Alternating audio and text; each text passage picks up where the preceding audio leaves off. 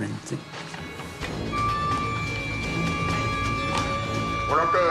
Volontaire, vite.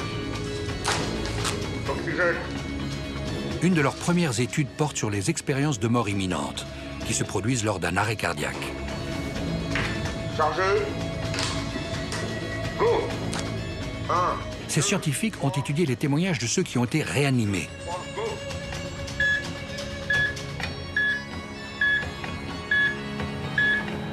Et nombreux sont les médias à avoir relayé leurs travaux. Le dossier de cette édition sur un sujet qui fascine, les expériences de mort imminente. C'est un constat troublant, vous le savez, les personnes qui se réveillent après un coma ou un état de mort clinique racontent souvent les mêmes visions, les mêmes scènes. Un espace un peu velouté, un peu diaphane, un peu blanc, avec des voiles, avec des formes qui n'étaient pas des formes d'être humain du tout, et une sensation de paix. Nous avons également rencontré quelques témoins qui ont vécu cette expérience unique.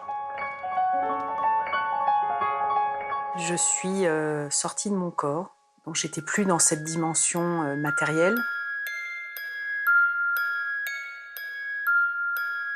Et à un moment donné, je me suis vue flotter au-dessus de mon corps. Je voyais tout.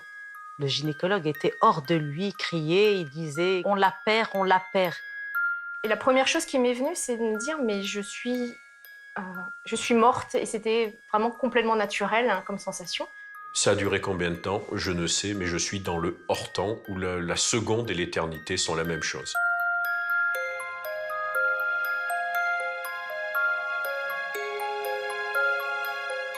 Donc je voyais cette lumière qui était éblouissante et c'était une lumière qui était empreinte d'amour. C'est une lumière qui est une chaleur qui est extraordinaire et qui est attirante.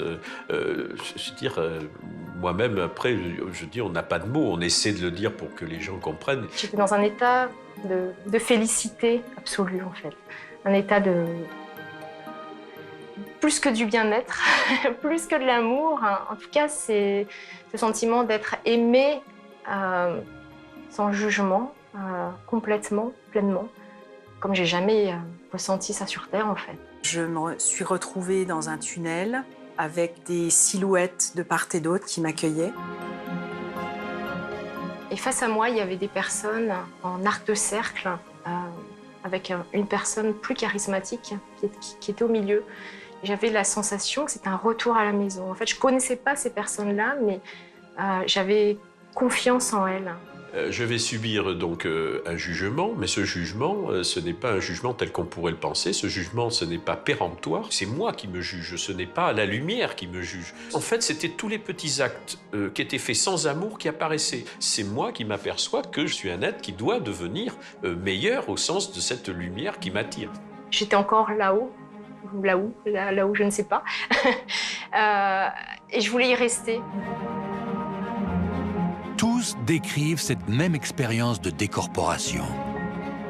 Mais à un moment, il leur a bien fallu réintégrer leur corps. Je n'avais pas du tout envie de redescendre. J'ai demandé à plusieurs reprises de rester. Donc ça ne se passe pas au niveau des mots, hein, c'est télépathique, je ne sais pas comment expliquer, c'est pas dissible en fait. Et les silhouettes qui étaient là ont dit « tu dois redescendre, ce n'est pas ton heure ». Je vais sentir une réentrée dans mon corps, c'est assez rapide, c'est comme rentrer dans un gant trop étroit. Réintégrer mon corps, ça a été dur. Parce que j'avais l'impression que ce corps que je l'avais laissé est devenu plus petit que cette âme qui devait pénétrer ce corps. Suite à mon EMI, c'est sûr qu'on voit la vie sous un autre jour, hein, puisque pour moi, la mort n'existe pas. Moi, ce que ça m'a appris, c'est que déjà que la mort n'est pas triste, n'est pas une fin, ça j'en suis convaincue. Il y a vraiment une continuité sous une autre forme, je ne sais pas, mais en tout cas, c'est pas une fin. Quelques scientifiques étudient ces expériences, notamment le professeur Steven Lorez, connu pour ses travaux sur le cerveau. Alors actuellement, on a plus de 1500 de ces témoignages qui pour moi sont une réalité physiologique. Je pense que c'est clair qu'il y a ces mémoires incroyables où Pour moi, l'erreur historique, c'est que les médecins, les scientifiques n'ont pas pris ce phénomène assez au sérieux. Le professeur Lorez cherche à savoir si le cerveau pourrait être à l'origine de ces phénomènes. J'ai des patients que je vois à ma consultation qui ont cette vision en tunnel. Des personnes qui parfois vont l'avoir lors d'une crise de migraine ou quand ils ont fait une thrombose et qu'il y a des connexions là qui sont touchées. De même pour cette sensation d'avoir le flash de sa vie, cette sensation de bien-être. Idem pour cette décorporation, là aussi, il y a une région qu'on peut stimuler du côté gauche. À nouveau au milieu du cerveau, une région qui s'allume ou qui, quand on la stimule, peut donner ce sentiment qu'il y a une présence. C'est intéressant. Certains vont dire quel matérialiste, il va encore regarder dans le cerveau. Je m'assume, mais je ne dis pas ça doit absolument être limité à cela. Voilà. Pour le moment, on a une série d'hypothèses. Et pour moi, il n'y a aucune qui me satisfait. Ces recherches sur le cerveau ne parviennent pas à ce jour à expliquer ces expériences de mort imminente. Parmi les autres études sur ce phénomène, celle du cardiologue Pim van Lommel fait date dans la communauté scientifique. Elle a d'ailleurs été publiée dans la prestigieuse revue The Lancet. Il a livré ses conclusions lors du premier colloque international sur les EMI. Il a été scientifiquement démontré qu'au cours de l'EMI, une conscience élargie était éprouvée indépendamment de l'activité cérébrale.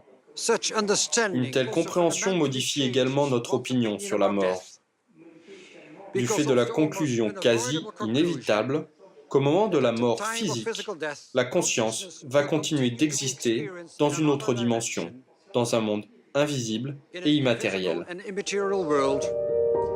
Voilà une révélation scientifique surprenante. La conscience serait donc indépendante de notre cerveau. Et à la mort de notre corps, notre esprit continuerait à vivre dans un autre monde. Mais je vous entends déjà dire, qu'est-ce qui me prouve que ces expériences ne sont pas des hallucinations? Alors il y a beaucoup d'arguments qui montrent que non. Premier argument, déjà, certaines des visions peuvent être vérifiées objectivement. Par exemple, des personnes qui ont une expérience de mort imminente sortent de leur corps et voient certaines personnes dans la salle d'attente ou à leur domicile en même temps, disent des détails qui ont été vérifiés ensuite par les observateurs extérieurs. Deuxième chose, la structure de ces phénomènes est universelle. Ils vivent tous la même chose. Or, les hallucinations, par définition, c'est idiosyncrasique. C'est-à-dire que chacun vit son hallucination de ce côté, elle ne ressemble absolument pas à celle du voisin. J'ai voulu étudier les expériences de mort imminente dans les arrêts cardiaques parce que, en fait, dans les arrêts cardiaques, on sait que l'électroencéphalogramme va être plat dans les 10 à 30 secondes qui suivent l'arrêt cardiaque. Donc, on sait qu'à ce moment-là, le cerveau s'arrête en théorie de fonctionner et donc c'est plutôt étonnant que des personnes puissent rapporter quelque chose. En plus, si les gens sont dans la rue, les secours mettent du temps à arriver. Donc, ça peut mettre déjà plusieurs minutes avant que les secours commencent une réanimation. Donc, il se passe quand même un très gros laps de temps avant que le cœur et le cerveau refonctionnent bien comme il faut. L'étude de certains cas particuliers va aussi à l'encontre de l'hypothèse des hallucinations. Il y a 3 cas particuliers aux expériences de mort imminente. Ça va être d'une part les expériences de mort imminente qui vont survenir chez les enfants. Les enfants, a priori, n'ont pas de représentation religieuse, ne sont pas trop influencés par la culture, et pourtant vont vivre des expériences de mort imminente et puis vont les raconter. Souvent, ça va être par des dessins, et ils peuvent très bien faire le dessin en fait, d'un bonhomme en bâton avec un bonhomme en miroir au-dessus d'eux, et puis une grosse lumière dans un coin de la feuille. D'ailleurs, ces expériences de mort imminente paraissent même plus fréquentes chez les enfants que chez l'adulte. Deuxième cas particulier, ça va être les expériences de mort imminente qui vont survenir chez les aveugles de naissance. A priori, ces personnes-là n'ont jamais vu de leur vie, et même quand elles rêvent, ils rêvent de choses qu'ils connaissent, c'est-à-dire ils rêvent de toucher, de sensations auditives, d'odeurs, etc. Lors des expériences de mort imminente, pour la première fois, ils vont découvrir le monde. Et si par exemple, ils se retrouvent au-dessus de leur corps, ils se reconnaissent par rapport à la forme de leur visage, ou la forme de leur bague, ou la forme leur longueur de cheveux, etc. On a aussi des personnes qui ont été aveuglées durant l'accident, par exemple, qui ont eu des éclats de verre dans les yeux, etc., et qui ensuite ont fait un arrêt cardiaque à la suite de ça, et qui rapportent avoir vu la scène ou avoir vu les secours les réanimer, alors que techniquement, ils ne pouvaient pas voir. Pourtant, certains continuent de penser que ces visions seraient liées aux médicaments administrés aux patients. L'étude de François Lallier prouve le contraire. En fait, la grosse hypothèse qui ressort de cette étude, c'est que tout le monde vivrait une expérience de mort imminente dans les arrêts cardiaques, mais que tout le monde ne s'en souviendrait pas, un peu comme les rêves. Et en fait, plus la personne aurait un cerveau altéré, c'est-à-dire plus elle aurait d'antécédents psychiatriques, neurologiques, ou plus elle prendrait de médicaments, et moins elle se souviendrait de cette expérience. Si l'étude de François Lallier ne porte que sur 118 cas français, les statistiques nous montrent que ce phénomène n'est pas rare. Et dans le monde occidental, on estime qu'il y a 4% des individus qui auraient fait une expérience de mort imminente. Voilà de quoi attirer l'attention de nombreux scientifiques. En France, récemment, s'est tenu le colloque « La conscience et l'invisible », où de nombreux chercheurs se sont réunis pour faire avancer la science post-matérialiste. C'est que la conscience est capable de faire des choses qui ne sont pas explicables avec on va dire le modèle en place. Depuis un certain nombre de siècles, on baigne dans ce paradigme matérialiste qui dit que tout est issu de la matière et que donc la conscience est une production en fait, de la matière, découle de la matière. En neurosciences, le dogme central, c'était que c'est le cerveau qui produit la pensée comme le foie sécrète la bile. Il faut dépasser cette vision-là, qui est matérialiste, réductionniste, parce que les théories matérialistes échouent à expliquer comment le cerveau génère l'esprit. Selon le docteur Beauregard, l'esprit, c'est l'ensemble des fonctions mentales, conscientes et inconscientes, donc les pensées, les émotions, les intentions, la mémoire, etc., que certains nomment esprit et d'autres conscience. Je sais aussi que le problème est juste énorme et que quand on parle de la conscience, vraiment, plus qu'on l'étudie, et ça fait plus de 20 ans avec l'équipe qu'on essaye d'avancer dans ce domaine, plus que notre ignorance est claire. Pourquoi la science actuelle n'arrive-t-elle pas à expliquer comment nos pensées, nos émotions, même notre mémoire, sont produites? Au fond, le cerveau est constitué de cellules qu'on appelle des neurones et de filaments qui connectent les neurones entre eux, qu'on appelle les axones, donc de la matière grise, la matière blanche.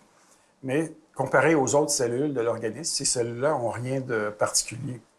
Donc, on n'est jamais arrivé finalement à expliquer comment on pouvait générer des fonctions mentales complexes simplement à partir de l'activité de ces cellules-là.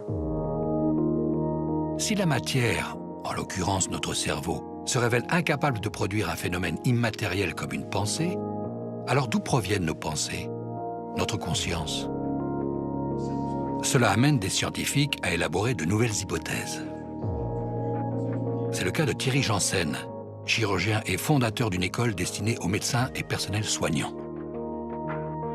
Plus j'explore ça, plus je redeviens convaincu que je me suis trompé longtemps en croyant que c'était la matière qui se complexifiait et créait la conscience. Et aujourd'hui, j'en arrive à vraiment me dire que c'est sans doute plutôt la conscience qui existe et qui crée la matière. Il ne faut pas ce réflexe dogmatique de dire ben non, tout ça c'est n'importe quoi et on a tout compris, c'est telle substance chimique. Ou... Allez-y, expliquez-le, vous n'y arrivez pas. Mais